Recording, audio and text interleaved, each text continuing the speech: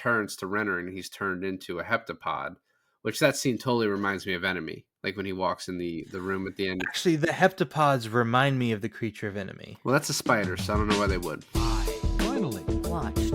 I finally Watched. I finally watched. I finally watched. I finally Watched. Hey guys, welcome to another episode of I Finally Watched. I'm Milan. And this is David, and today we've rewatched and are going to talk about Arrival. I have decided that the name of the show should be We Lovingly Watched. Yeah, I don't give a fuck. First of all, you haven't done that the first 2 episodes. Each time you're like, I don't know what to say. We got to record it several times, so let's just go. This is does Denis Villeneuve ever really miss? So, from 2013 to 2017, he made Prisoners, Enemy, Sicario, Arrival, Blade Runner 2049. The answer's no. The answer's no. Yeah. Right. I don't. Right. So, Blade Runner 2049 is good. These other 4 in a 4-year span, back to back to back from a director, I don't know that there's anything else like it. I think each one of these movies is an absolute perfect movie. Prisoners, Enemy, Sicario, and Arrival. And and they're so different. They're so different. Yeah, and then he does Blade Runner, Dune 2, and you're like, is this going to be what you are now? Right. Or are we going to get kind of more original type shit, or not even original, just less IP driven? Because even Incendies, did you watch that when I told you to? No. Oh, well, good. Then we can save it for the pod. That's fucking amazing too. And that's like his first thing, right? He did one of his first things. It's his first big thing. I think he was nominated for Best Foreign. He did Polytechnique before that, and then he did some shorts before. Oh no, Maelstrom in 2000, and then August 32nd on Earth in 1998, which is So, the other thing about him is he's almost kind of. I know people probably take issue with this, but he's like an artsy director that does big budget blockbuster type movies now. You know what I mean? And the way he directs his movies, there's intentionality in every choice he makes, but he also makes it sort of available for the audience to see very easily. Yeah. So Arrival, there's a bunch of choices, but it was very easy to spot them each time and how they perfectly tied into the story he wanted to tell. So it's artsy, but also just approachable all at the same time. And I just it's this perfect balance. I think that when we talk about him before, the only thing I can compare him to a little bit is Nolan. Interesting. But because I would have actually compared him to Fincher. Yeah, Fincher's just so fucking dark. So that's true, but I mean, Prisoners was dark. It was, yeah, that's true. But Enemy was dark. Enemy wasn't that dark. I don't know. We're gonna do Enemy eventually. We've already done. Wow. We've done Prisoners, Sicario. We're now doing Arrival. Enemy's gonna happen next year. Yeah. So Nolan is a good comparison. The top 3 directors that really I don't know what drives you to a movie, or what drives general audiences to the movies anymore, right? Outside of high IP stuff, directors. Do directors do people care anymore? I think there's a few, right? So I think Denis is one. I think he sort of made himself one. Nolan for sure. Tarantino, yeah. And then you mentioned Fincher. Fincher's sort of taken himself out of that by becoming a Netflix guy. So did Scorsese. Scorsese's whoever I can make a movie with. He's sort of at the end of it now, that he's just whoever will fund this, that's who I'll go with. And he does at least have the capital to, he did The Irishman, which I think went in theaters for a little bit of time.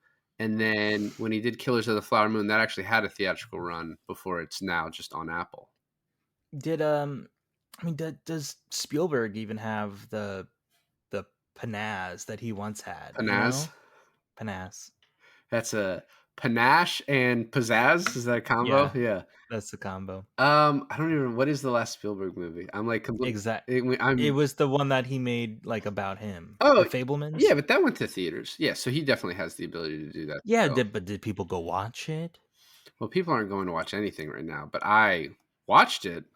I I don't know. I don't know why you would say that because fucking what Moana 2 broke the record for the most money an animated movie has ever made on opening weekend. Yeah, I know, but that's like IP. That's all. Like it's an IP children's movie, and there hasn't been a And then there hasn't been a Wicked make a banging buck. So, by the way, The Fablemans, West Side Story, Ready Player One, yeah, all those, obviously things have changed, but West Side Story and The Fablemans both went into theaters. So, But do um, people care? That was my question. And I feel like the reason I bring it up is because now that he's done Dune, when this came out, it looked interesting. The trailer grabbed my attention, but I saw this my first time on a fucking plane. Dune. No, Arrival. Oh, I was like, what the fuck are you talking about? Yeah, I mean, I didn't know about Prisoners until very late. Like, I, Yeah. I is not a movie that hit my radar. Sicario, I saw a few years after, but I also think that was just like I had like a lull in my life of like movie watching like during that time. I didn't go to as many, or I just I kind of like was out of like movie culture for a little bit, where I just Was missed it. 2015 a downtime for you? No, I think I was back in like law school for a year, and then I moved up to Atlanta, and then I think once I was in Atlanta for a bit, I started going to see movies again with you, um, and Yeah. other people. For us, I think other names that would get us excited to go back into the movie theater would be Alejandro Inarritu. Maybe I don't think so. No, and then Robert Eggers. I am very excited for Nosferatu. Yeah, I saw Nico's review the other day. He said it looks really good. So, Yeah. or he said it was. What did he say? It was like I don't know. It was the highest praise I've seen from him in one of his reviews. So, uh, Eggers' best work, I was probably. I was a little suspect of Lily Rose Depp as your main protagonist. But I guess maybe she's. I don't know. I've never seen her in anything. I didn't watch Look, whatever that show with you the weekend was. sure. I don't think anyone watched it. I think lots of people did for odd reasons. For reasons. I think if you're gonna put Willem Dafoe and especially Bill Skarsgård after he did Pennywise, right? After he did Barbarian too, eh? I haven't seen I know. Barbarian You're yet. gonna watch it. You're gonna watch it next year. And then I didn't even know. Aaron Taylor Johnson and Nicholas Hoult are both in the Nosferatu. Is this not Renfield? Is Nicolas Cage in there too? That's a good point. Um, yeah, man. I mean, so that movie, and then So to um, answer your question, I don't know that a lot will get people into. I don't know that you're able to figure out what will get people into a theater anymore outside of Marvel Disney type stuff, the Minions. Like yeah. there are still some obvious things that'll get people to go, like for their kids or like if people think something's going to be big and epic. So which Dune and Dune 2, right? That meets that. But otherwise, I think it's a little bit of a crapshoot, and I think studios are a little bit wary of like advertising for things, and so that also just like is a self fulfilling prophecy of like I don't even fucking know this movie was going to be in theaters then. Well, I think Wicked had a really good chance of failing horribly, and then all the theater kids decided to pull up. But then also the word of mouth, like it's actually good. I think it would have failed if it wasn't good, and I think now the word of mouth will just kind of keep it going for a little bit. That's true. That's true too. Let's But I think Denis Villeneuve is definitely one that I think now people go to the theater to watch him because his stuff has kind of turned into like a Nolan-esque epic. Which I feel like this is, even though this movie Arrival is so contained. For most of the film, it's just like in one or two locations And then for like the entirety of the film, I'm like, I don't even think they hit like 7 different locations. Yeah, most of the films like in those barracks and then in the in the alien ship, outside And then, well, Montana. in the beginning, you got her house, outside of her house, and then the school. Yeah, right. Yep, that's it. I think we named them all. Okay. Um, what do you? I mean, we don't have to. You don't have to rank them, but how do you like compare this to like your feelings about like Sicario or Prisoners? Like, where do you kind of fit this in? It. I feel like you know how like people like to talk about their favorite films, but it's hard to talk about films generally to like people you just meet um who don't know what the hell you're talking about. Like I feel like when I'm at work and I bring up Sicario, Mm-hmm. mostly because I work in Mexico, but everyone is like, "Oh yeah, Sicario. I love Sicario. Sicario is a great movie, right?" And I'm like, "Yeah, that Denis Villeneuve guy really knows what he's talking about. I mean, or with Arrival, right?" And they're like, "Yeah, I never heard of Arrival." And it's just like I feel like Sicario is up there for me, quite high on my list because people know about it. You can talk to people about it, but it's hard to talk to people about like Enemy and Arrival And because I feel like not a lot of people saw it. yeah, Enemy, Prisoner, like as he, as they go on. Although Sicario came out before Arrival. Um, I think of those like whichever one I watch the latest, I'm just like, holy shit! Like every single time, just sort of blown away by them. Like they're all so well done. The stories are so engaging, so well shot.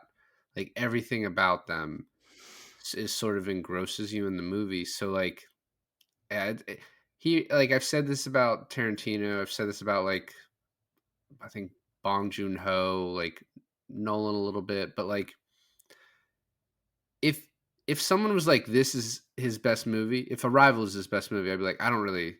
That's not a stupid argument. If you said Sicario, if you said Prisoners, if you said Enemy, like I don't.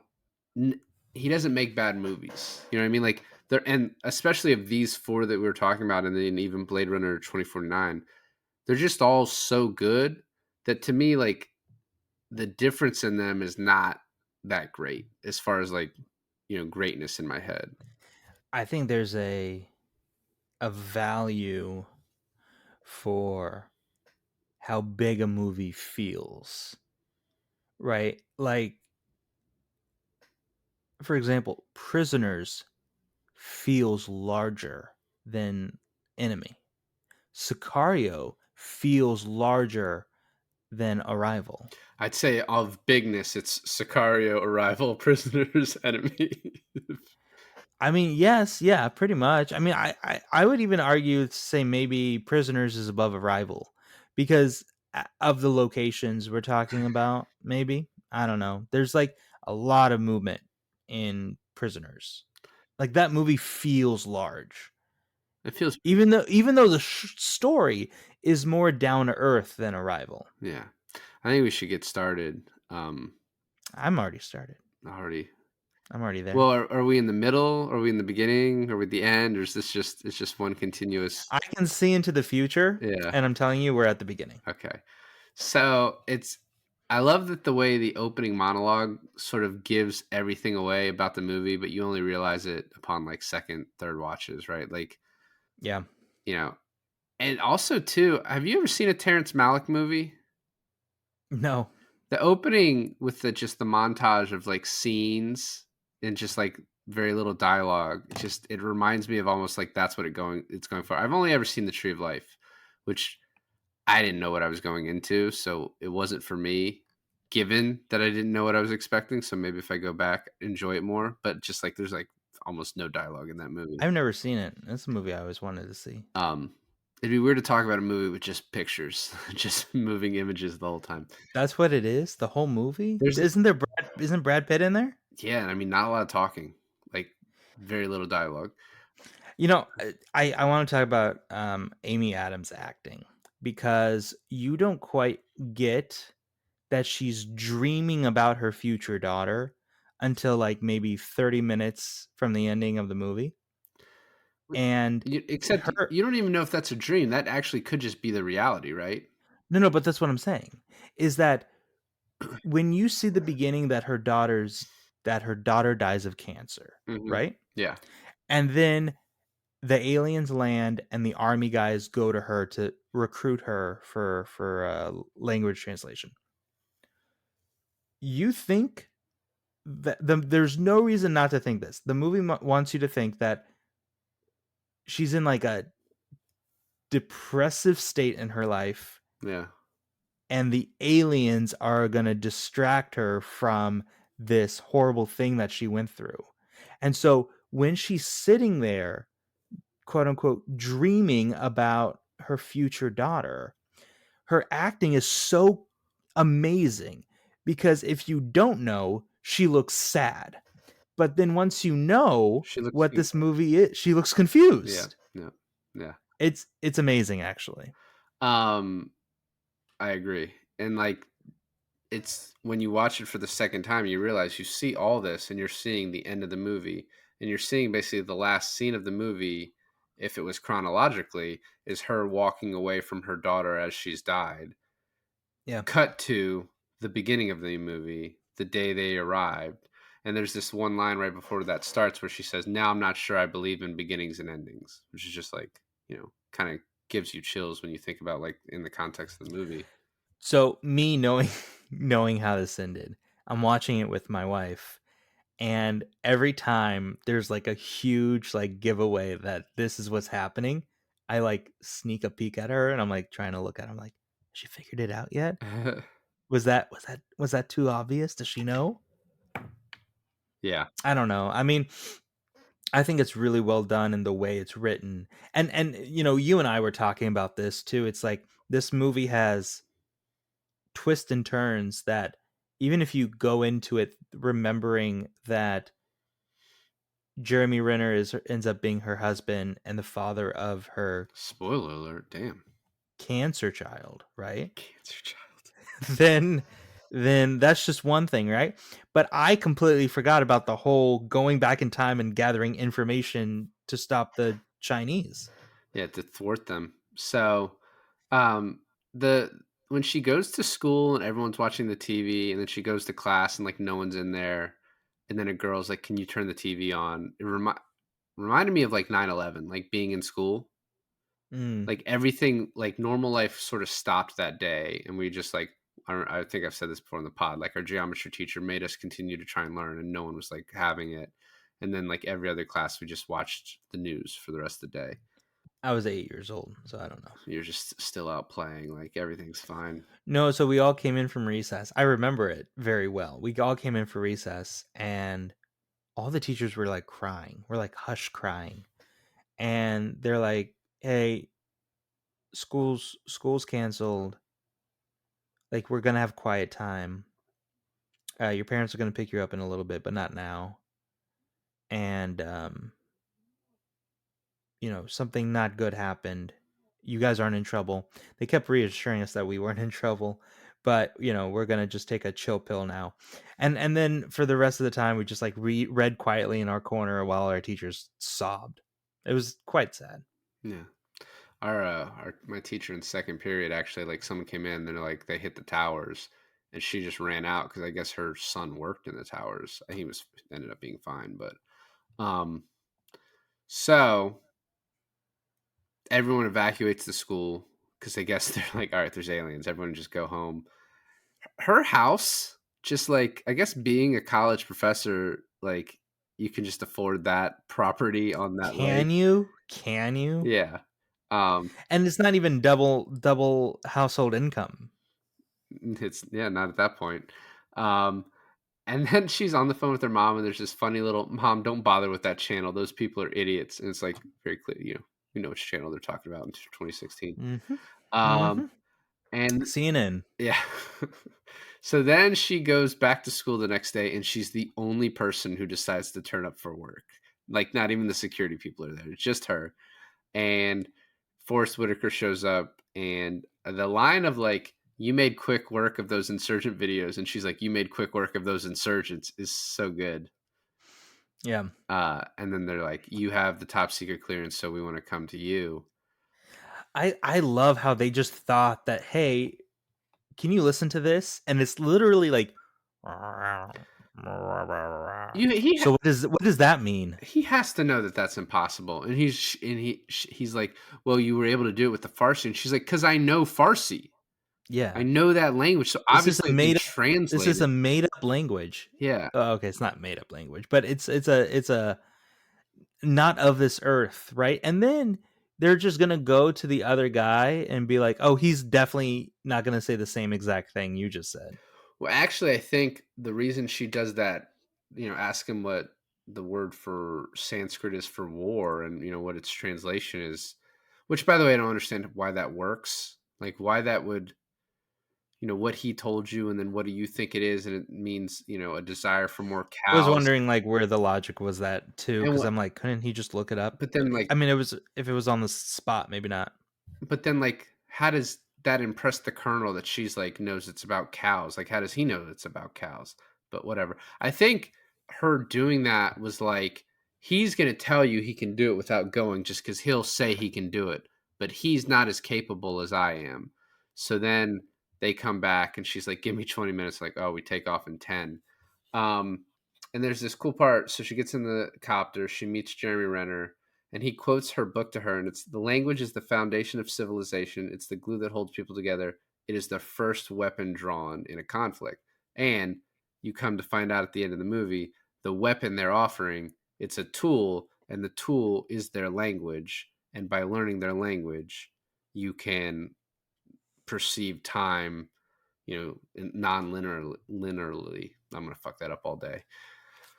Linearly. Linearly, yeah. So like, this quote kind of also gives it away, like, in retrospect, obviously. And then, but he's like, but language isn't the cornerstone of society, it's science. And she's like, I don't agree with that. I don't agree with that at Yeah. all. Yeah. So, and I forgot the part where she gets like transported into the other side of the screen at the end of the movie. I did Did you too. forget that part too? Completely Yeah. forgot about. I forgot that she goes on a pod that takes her a mile up in the air, Yeah. and they start Complete. spraying gas on her to acclimate her. Yeah. Yeah. What is really cool in watching it another time, and I didn't even really pick this up until later, but the aliens know all of the what's going to happen, and they kind of have to play along with it. They can't just be like, all right, well, they can't just start writing in English like, hey, so we understand you, this is what I mean. They have to, the inevitability of fate, even them knowing it, they can't change the process of this. So they know that, what is it, Abbott, one of the aliens, has to die. They can't stop it. When it happens, they're not mad about it. They know it has to happen, but they have to go Right. through this process to give us this gift so that 3,000 years from now we can help them, which is just also just such a cool, like, conceptually for this movie. And that's Arrival too, and we'll get that in the year 5024. Yeah. I like that the aliens chose such a cinematic place as this valley in Montana. Yeah, because they were like, why did the aliens choose 12 different seemingly random locations? I'm like, they chose like the coolest fucking locations. Well, and they try and figure it out, and they're like, the best we can figure is this, but that doesn't actually work for all of them. So it's like, we have no idea. One was a singer's top hits In the 80s, in the 80s, and then the other one was the least lightning strikes. but that doesn't, it doesn't even work for all of them. I thought that was cool though. I was like, that is, maybe they don't want their ship struck. And then Michael Stuhlbarg for the CIA guy, just like couldn't choose a better guy. That guy can play so many different roles, but playing like a bureaucratic asshole he's really good at. Yeah. So just great casting. And he kind of explains the whole, you need 18 hours. He's like, why do they need 18 hours, just to replenish oxygen? It shouldn't take that long. And then Renner comes, he's like, well, no, for their atmosphere, it probably would take that long. So that, that makes sense. And and then you hear the siren, which is their 15-minute warning. Apparently, the siren is the exact same noise used for the purge. Okay. So, a little fun fact sprinkled in for you. There you go. And then they go, the way that this works, so that you have, it's like the fucking most jerry-rigged thing. You have a scissor lift that takes you up high enough so that you can get to the part where the gravity changes sideways and you can walk in, which looks very cool. But It does look very cool, but can you imagine being the first dude to try it? yeah, it's like, well, this doesn't go high enough. It's like, No, but like even like it opens up every what do you say 18 hours, and it's like who has the balls enough to even go in there the first time? well, I think very clearly the first guy that went in died because they get there and she's like, hey, who was on that gurney in the body bag? And then when she goes in, we don't even see the first contact. We just see afterwards. And she's like, am I fired? And he goes, you did better than the last guy. I think she just passed out. Well, no, but I think the first guy died. She's like, who's in the body bag? Yeah, some can't handle it better than others, and then he just had a heart attack when he Yeah. saw him. And he's like, well, you did better than the first guy. But like throwing the glow sticks, so clearly they threw something up the first time, like to see what would work. And then bringing the canary, like all of that, just really cool stuff. And then, he's like, you did better than the last guy. And then she's like, you have 18 hours to figure out how to do this. When she has the flash forward of her daughter drawing the picture of mommy and daddy taking care of the animals, and she has the canary drawn in that photo, I'm like, well, that's just a dead giveaway. Only if you've seen it. I guess. Yeah, only if you know to look at it. You know what I mean? Because the clips happen so quickly. They show a bunch of news clips after this, and like I said, the purposeful. This is like to create the urgency that our characters have. That like the reason we have to do this so quickly is because the world is fucking going nuts. Because there's.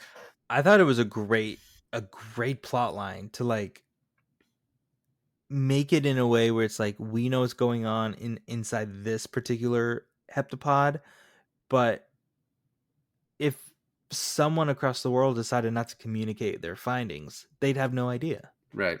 Yeah. And then to have just the assassination plot, trying to kill the aliens. Which, by the way, so Captain Marks, who spearheads that, we have done a movie recently. I actually don't know how recently. We've done a movie recently that he was in. I'm not gonna guess it. Go ahead. It's Ready or Not. He is the husband. Is he a brother? He's the husband. The husband. Yeah. The husband of who? Samara Weaving. He's like the husband. Oh, he's the main husband. Yeah. Oh. So as she's going in the second time, she brings the whiteboard and gets the first symbol when she shows them, the human. And when she writes human, she gets the first symbol. And I love the part after this where he's like, Forrest Whitaker's like, I need to have some way to sell that you need to give these people vocab words, because right now it feels like you're teaching them things that could hurt us. And she does this whole kangaroo thing, and then Renner's like, oh, that's pretty cool. And she's like, yeah, I made it up, but the point still stands. Yeah, every time I hear that, I think the kangaroo thing is real. And then she says it's not real, and I feel like an idiot. Yeah. And her explanation of why they're doing words like eat and walk and like we need to understand the intent, the purpose. So she's like, this is what we want to get to, correct? Yeah. And she draws like, what is your purpose on Earth? And then she breaks down the sentence. Is actually one of the coolest scenes in the movie. And it's done at like such a level that we can understand it, he can understand it, like we're all on board. So the next thing she does is she writes her own name, and she's like, but they're getting confused, which they're not, but they're like, we have to pretend we're confused because that's what we did the first time. Sure. If there is a first time. Right. And then she takes off the suit, and I like all the people in the back, like, should we abort? Should we abort? And they're like, no, I mean, why now? They've already taken off the suit. Like, fuck it. We'll just keep going, I guess. Yeah. Also, she looks at the canary and she's like, canary's fine. I'll be fine. Yeah. It'll be all right. And then the, what do we call them? Abbott and Costello. And this is at this point, she starts having the visions of her daughter. And then we also start getting these elongated scenes on Captain Marks, like the camera looking at him. And he's looking at his other men. After this, we get the call with his wife a little later on, where she's freaking out, like our child thinks you're gonna die. He's watching this like conspiracy theorist podcast of like, It was literally like knockoff Alex Jones. for sure. Yeah, I mean, they all are, right? Sure. So I also too like when he was like, it feels like you're doing more work teaching them to write, and she's like, no, it's actually less work, and shouldn't even have to fucking answer this question because you brought me in here, like you don't know what you're talking about. So then we get sort of a montage, right? And it's narrated by Jeremy Renner, which really, like, when you watch this movie again, you realize how little he actually has to do in this. Like, this is, I forgot his job. he's the science guy. They're taking a science approach along with a Okay. linguistic approach. Okay. But yeah, he goes through we don't know why they chose this spot. We have no evidence they're admitting anything, no evidence they're communicating with the other pods. And then, the language has no forward or backward. And then we're like, oh, we've been working with them for a month. And then Louise has more visions of the daughter, and she's like, oh, I'm doing a show called Mommy and Daddy Talks to Animals. And like, we still, like you said, that could be a clue, but like, I don't think it's something you can pick up on the first watch unless you're like really kind of looking for it. And then she's like, it's okay to be sad about Dad and I. And then she goes outside. She has these overwhelming visions, and then we get this kind of conversation between her and Renner. And he's like, "Have you started dreaming in their language?" And then she's like, "Well, I don't think that makes me unfit." And then turns to Renner, and he's turned into a heptapod, which that scene totally reminds me of Enemy, like when he walks in the room at the end. Actually, the heptapods remind me of the creature of Enemy. Well, that's a spider, so I don't know why they would. No. Like, when they... Oh, man. in the skyline? Yeah. Okay, yeah, I could see that. Shut up. And plus, it has, 8 legs? 7 legs? Hepta means 7. The dream sequence was added because they actually wanted to cut that scene, and then they realized, they talk about the Saffir-Whorf hypothesis about like the rewiring of your brain depending on the language, which I guess apparently only applies to the first language you learn, that hypothesis. But so they had to add it back in, but they had to truncate it so much that they had to chop it up. And then they're like, all right, well, if we chop it up, let's make it feel like a dream sequence. And then they added in the heptapod to make it, more, whatever, like that. The whole, like, your brain is wired a certain way because of the language is like fairly interesting, but also like obviously makes sense too. Like if you ever like trying to learn like a different language, there are like certain languages like are almost impossible to learn. Like you have to completely rewire your thought process on how to learn the language, and like especially like, and your vocal cords can't even make those sounds. Like, well, that's true, but like especially like Asian languages, because they don't go off of the Roman letters. Yeah. Yeah. So next, Forrest Whitaker, Colonel Weber, wakes her up and plays her a tape of General Shang, and he's talking about the ships are offering advanced tech. And then she's like, what is this other thing? She's like, oh, he's talking about mahjong. And she's like, that's a problem, because if I always give you a hammer, and then Colonel Weber says everything's a nail, the world becomes a nail. Yeah. But that's also applies to like our own military, that like everything that happens, they're like, all right, this is bad. All right, we got to, like, their first instinct when this ship comes is these guys are trying to kill us more than anything else. Right. So like anything that happens, they're like, all right, this is bad. This could be bad. We can't teach them that. And then he's like, whether you're ready or not, you have to ask the big question now. And they say, she says heptapod's purpose, and they write offer weapon. And it's like, what? I don't understand how you could take that, like, with, it's either they're offering you a weapon, or they're like, hey, offer us a weapon. Like, those are, I guess, the two possibilities. But they're just like immediately like, they use the word weapon. This is over. We got to shut everything down. We got to get out of here. It's like that Dexter meme. It's like, they know.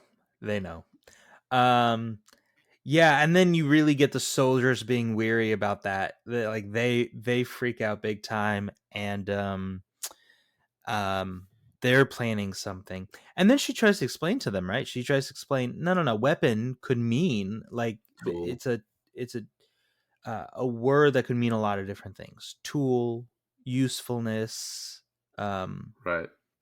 and it's not necessarily a bad thing or a dangerous You thing. know what I will say though is it doesn't. This movie does not make. I think it does have like pointed criticism about the military in this and like government in general, but it never makes our military, our like leadership, like totally unreasonable. You know what I mean? They're trying No, like it which makes the Chinese look totally unreasonable. I don't think so either. I mean, I think it's like part of the antagonism of the movie, but like there we have these spaceships that just show up out of nowhere and then they start talking about a weapon. Now, why they just decided to cut off communications and then the Russians just start murdering their scientists, like maybe the Russians are portrayed very positively in this. Yeah. Um, But I mean, then for some reason they're like the Russians are going to fall in line with whatever the Chinese do, and the Japanese are going to do whatever and I'm like, since when? Why? oh, they all live in the same spot. I'm sure there's I some guess. geopolitical. Maybe watch the news. So China and Russia disconnect, and then for some reason we decide to follow suit with that, which is like that part. Why did we? Well, just because they disconnected, why did we feel the need to disconnect? But we're like, all right, we got to do it. Um, Well, I wonder too, if they disconnect, can they still see the other people's feeds? um, when we disconnected, we could see other people's feeds, so maybe. Um, Oh, that's true. We weren't the last. so there's a news broadcast that China disconnected because they got the message "use weapon." Which why is China disconnecting but then floating that out to the news? What's interesting is the only reason that offer weapon comes up is because of the algorithm that they wrote in that language program that they wrote is what the symbols translated to, and it's not necessarily like 100% that. accurate. That could have been human error. They're only using it. Yeah, they've been doing this for a month. There could be some intricacies they're not 100% good at. But then China's also like, oh, we want talks at the UN. But it's like, then why did you disconnect? Just talk right then. And then this is where Captain Marks goes rogue and plants the bomb. And he I thought the scene was cool because it had the suspense of it, but then Abbott and Costello were like super chill with it. they're like, it's fine, whatever. And then you got Marks tries to stop Amy Adams from going up, but then some random guy named Lasky, because I had the subtitles on, is like, nah, just let her go. Fuck her. Yeah, right? That was insane. And then they pulled out their guns. We gotta suppress the fire. It was insane. Did we ever find out what happened to them? Did they get killed? I'm pretty sure they fucking got killed. Yeah. I Yeah. we didn't. I don't think we took any prisoners in that situation.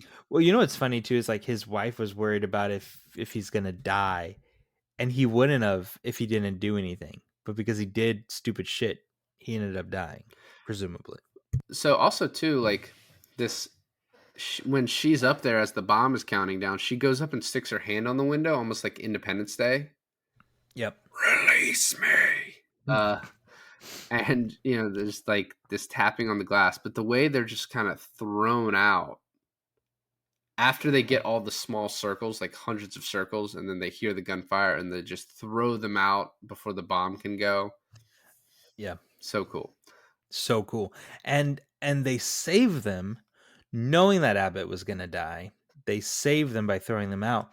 So do you think that was telekinesis on their part, or do you think that was them controlling the gravitational pull within the ship? I don't know, but I think probably the gravitational was maybe like, we don't know that they have telekinesis, so Yeah. probably gravity. Um, I also I do want to mention I don't think we get that until the very, very end. I don't even think we do. But to an extent is that we never see the tops of the heptapods. Um, Till the end. so we never know how big they actually are. Yeah, until like she goes back in with the pod. Yeah, but everyone else who's been with like us in the beginning of the movie, since the beginning of the movie, viewing them through the window, it's like they're so tall, it fogs up there. You never see their top. What if You never know how big they are. what if the tops is their genitals? They're like, we don't really like to show that off. They're like, I was thinking, they think there's two of them, but it's just one giant alien, and all we see is his hands. okay. Or it's not actually a heptapod. It only has 6 legs. And then, you know, The penis. the penis is the 7th Okay. leg. So, then the ship raises up by a mile, and Forrest Whitaker's like, why does this feel worse? Yeah. And China's going to bomb the ship, and they give him an ultimatum. And then we get these flashbacks where the daughter's like, what's the term, where both sides can win? And she's like, is it win-win? And she's like, nah, I'm more sciencey than that. And then, And she even goes, "Go talk to your father. He's the science guy." yeah. And then it comes back to sort of the present day, and, Ian discovered something, and this like formula, and it's like, oh, this formula equals 1 out of 12. No, so what did the word end up being? It wasn't win-win. And it wasn't one word, it was like a phrase. I was going to say, it's a non-zero sum game. Gain. So Zero sum gain. so Taylor and I paused the movie, and her and I were trying to think of what it would be, and we came up with the word ultimatum. You were way off. Yeah. Well, I mean, I've never even heard of a zero-sum game. I have. I've never heard of non-zero sum game. Or Gain. non-zero sum. Non-zero sum gain. Gain or game? Gain. Yeah, exactly. So I wrote gain. I know it's gain, but it, like, in the moment you're like, wait. So anyway, it just means like, so in a zero sum game, only one side can win. Like, in order for one side to win something, the other side has to lose something. And in this scenario, What 11-year-old is working on a school project that is needed to know what a no zero sum gain is? it's zero sum game, by the way. I was right. Oh, Just sounded like a fucking moron. I don't know why I wrote it wrong. Yeah, zero sum game. Gain sort of makes sense because you're gaining and losing, whatever. But yeah, right, exactly. Yeah. zero sum game. Yeah, it's I don't know why she was doing it. I learned about it in college, so you know what I mean. Didn't learn about it very well because I thought it was zero sum gain for like 30 seconds earlier. So then she's like, we need to go back up there. And he's like, we're being ordered to evacuate. And also, how the fuck would you get up there anyway? And she's just like, you know what? I'm just going to go out there. I don't know why. I'm just going to go out there. And a pod picks her up. She gets flown up there, gassed up like a Diddy party. And she starts talking to the heptapod. And he's like, Abbott is death process. And you're like, oh, okay, that sucks. Sorry for Abbott. Yeah. I also like that the aliens took to their names. I imagine after they were done, they're like, let's go watch some episodes and see who they think we are. And they're like, I'm the fat one? What the fuck? Yeah.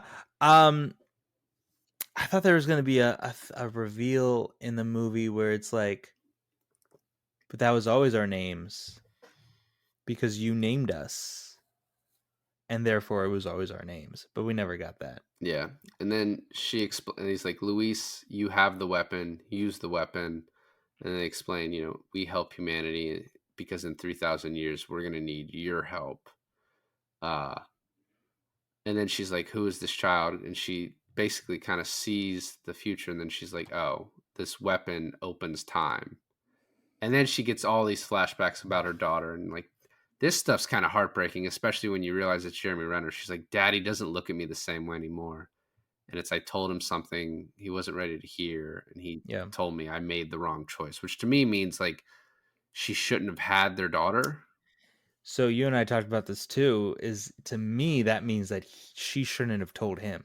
Yeah, but which is the worst situation to go through, right? So for Amy Adams, she knows I'm going to have this girl, but I'm only going to have her for 12 years. And the last year or 2 years are going to be in and out of chemo. or to Right. think, oh, I have this beautiful, healthy girl, and then 10 years in, bam, I'm gonna lose her, and there's nothing I can do about it. Which is easier to go through? Well, which one is the no zero sum game? They're both. I think in this, both lose. Both get zero. I guess the choice is just don't have a kid, right? Well, but that's the whole point of this movie. Well, one, I mean, I was thinking about this with my own child. Like, if I knew something was going to happen to one of my kids, but I was going to get like 10 years with them, would I forego that so I didn't lose them? Because she has this, when you're getting into these alternate realities, like fucking Avengers Infinity War bullshit, but like, she's going to know about this kid, but like never get to actually experience it. But she doesn't have a choice, right? She Well, has to have the kid, and that's maybe she also knows she has to have the kid. that's also kind of the point of this. So, because this is based off a book. So in the book, the daughter actually dies at 25 from like a freak fall in a hiking accident or something like that. And so that made it more like, oh, well, couldn't you stop that? But like the book kind of delved into the inevitability of like fate and the fact that because this is all cyclical, even though you know it, doesn't mean you can really do anything about it. Right. Right. And then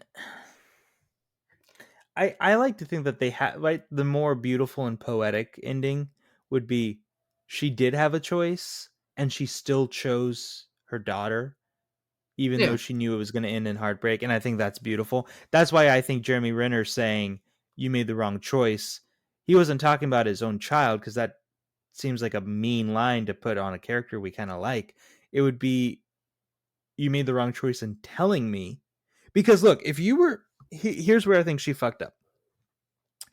If you were going to tell him about this, wouldn't you do it like as soon as you're married before having the child? Like, hey, listen, remember Abbott and Costello? This is what they told me was going to happen. Do you still want to have a child? And then he might still want to say yes. Or you tell him, I don't know. I guess I don't know when she told him. I guess when did she say, Daddy, stop looking at me the same way? Like when she was like 9? I don't know. So 9 years into it. So do you tell him then? Do you tell him before? Do you tell him while she's in chemo? Like, I knew this was always going to happen. Because I feel like if you don't tell him before and make the decision, both of you make the decision, then just don't tell him at all.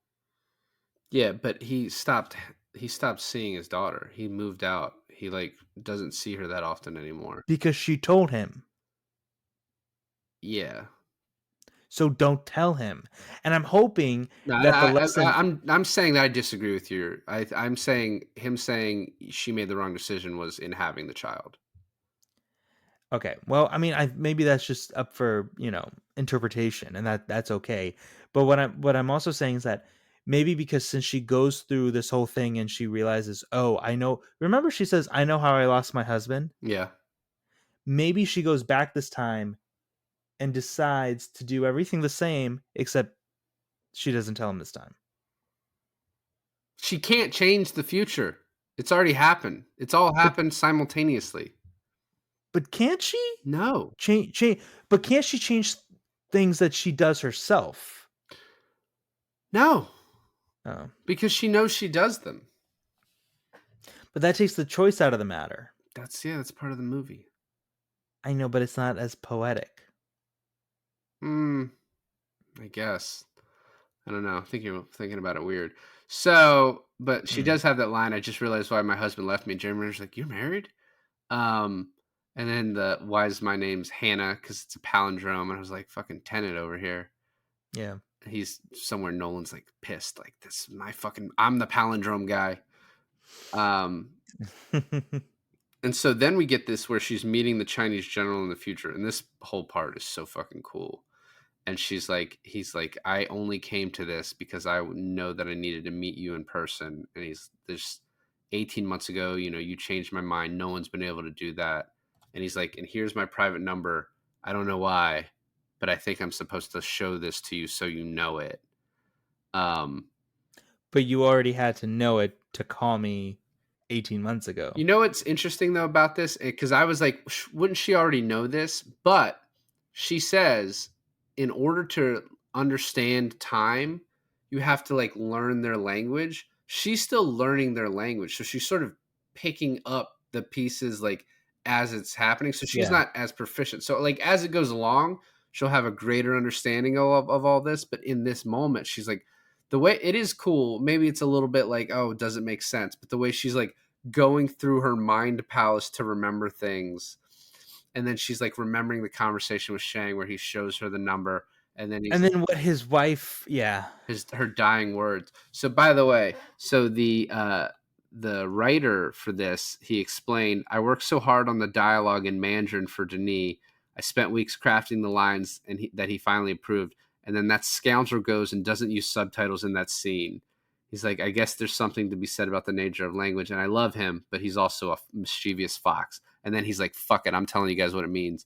And it translates to, in war, there are no winners, only widows, which I think is pretty good.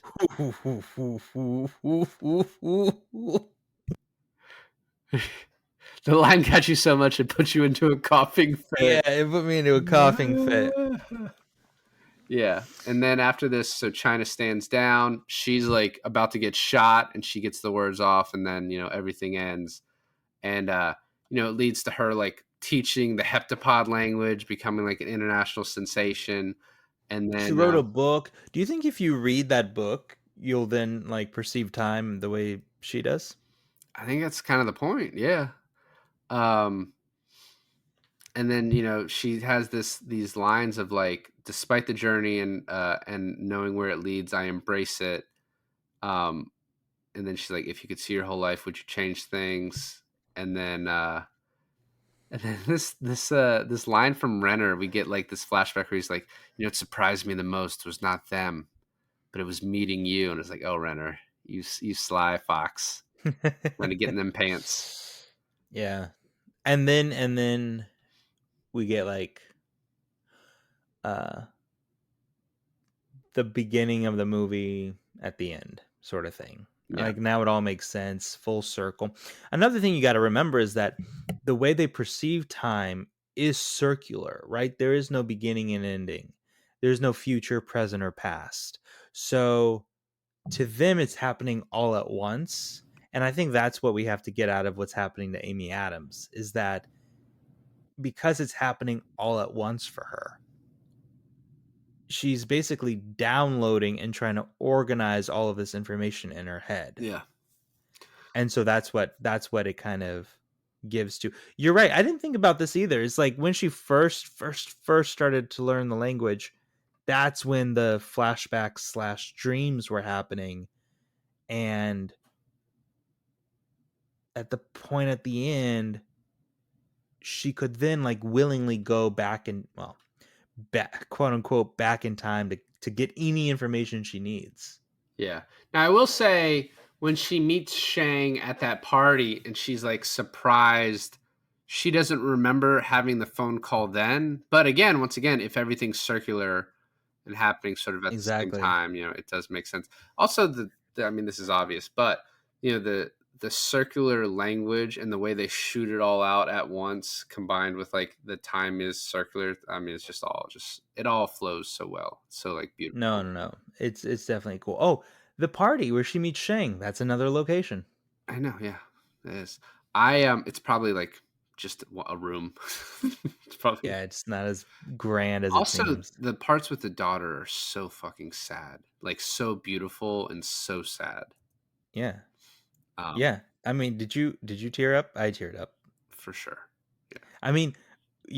You have 3 children. I have a kid on the way. And so like those things hit us more now. Yeah, let's watch. We should do Prisoners. Should do Prisoners? Oh my again. God. Yeah, after you have a kid, let's watch Prisoners. Well, what's kind of crazy is that at least in Prisoners, they live. Spoiler alert for Prisoners, yeah. Right. But not all the kids throughout the time lived. Well, sure. I was prepping Taylor and watching this, and she asked me, "Is this sad?" And I went, "Well, what do you mean?" She goes, "Is this as sad as Interstellar. And I was like, no, it's not as sad as Interstellar.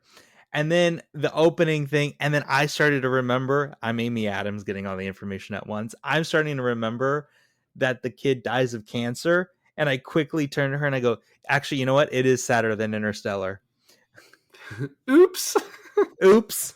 No, but the thing is that I was trying to remember Interstellar being like, okay, so he leaves his daughter for her entire lifetime and then comes back at it at the very end. And then Amy Adams can spend all these years with her daughter, but then she dies. I was like, what is sadder? Like, no, this is sadder. Yeah. Well, I don't think we have to explain how much we each liked the movie because I don't think we said a bad thing about it the entire time. We also wouldn't be doing it this month if we Yeah. didn't like the movie. I will say I'm excited for Social Network. Social Network because that's another one that I haven't seen since college, but I also remember really, really liking it. But I think now I'll have like a newfound appreciation. I can't believe that the first time I saw Social Network, I didn't really know who Andrew Garfield was. Oh, yeah. I knew him. I knew my boy. Well, thanks for listening to another episode of I Finally Watched. This is David. And this is Alon. And we lovingly watched Arrival.